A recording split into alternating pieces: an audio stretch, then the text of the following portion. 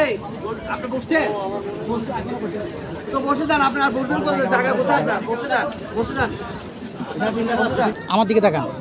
আসসালামু আলাইকুম রাহমাতুল্লাহি ওয়া বারাকাতুহু। আশা করছি সকলে ভালো আছেন। প্রতিদিনের মতো আজকে আল সালাম জামে মসজিদে আমাদের ইফতারের যে আয়োজন আপনারা দেখতে পাচ্ছেন, প্রায় প্রতিদিন আমাদের প্রায় 300 মানুষের ইফতার আয়োজন করা হয়ে থাকে। এখানে আমরা নিজস্বভাবে রান্নাবান্নার মাধ্যমে আয়োজনটুকু করি এবং সাধারণ মুসল্লি, মিসকিন, ফকির এবং অনেক ধনী গরিব সবাই মিলে আসলে আমরা একসাথে এক কাতারে এই ইফতারের আয়োজন থাকে এবং ইফতার করার সবাই থাকে।